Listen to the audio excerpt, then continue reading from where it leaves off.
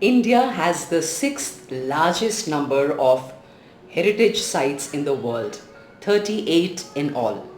There are 30 cultural sites, 7 natural sites, and 1 mixed as recognized by UNESCO.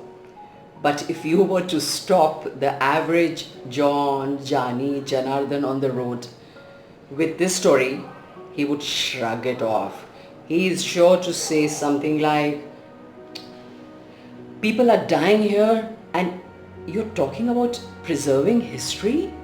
The appreciation of glorious history is a luxury for people who have sublimed beyond survival with refined antennae for the finer levels of cultural assimilation. We are too caught up to even notice our back door, out of which, well, we don't know, our history and heritage may be quietly vanishing. A far greater number of people study Sanskrit outside of India today, for one. Hindustani music and the classical dances have more and more takers outside the country. The most authoritative and best researched books on our history, our culture, and our socio-religious nuances have been written by non-Indians. What happens in a typical Indian home? Any talk of the hoary past is synonymous with excavating buried ghosts, gade murde ukharna. It's likely to invite impatience. The contempt for what has gone before extends into schools and colleges, where history and sociology are trashed as subjects inferior to the analytical sciences and requiring only rote memory at that. Well, who is going to infect the new generations with the desire to claim, take charge of, and guard their own historical narrative? You can hear the young outside. We forget that we are only as good as our stories.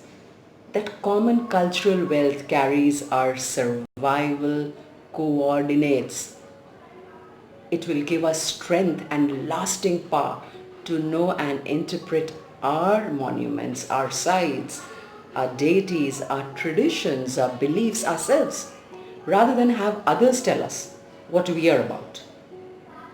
But one does not hear any talk of the crisis need to preserve our heritage sites on any popular and mass forum. Hidden under the dust and grime and foliage of our heritage gems are the sounds, the sights, and the smells of a bygone era, a foundation on which we stand today. Ironically, India's conservation quick fix of all these hauntingly charming monuments is to put a lock at the entrance, keep the urinators, intrepid urinators out, dogs, romantic couples, and the future cricketers. Perhaps we do not cultivate a concern in our Zoomers about where we have come from. It costs just $50 to take the young on one of the heritage walks and sow the seed that might one day fill this void in our national portrait.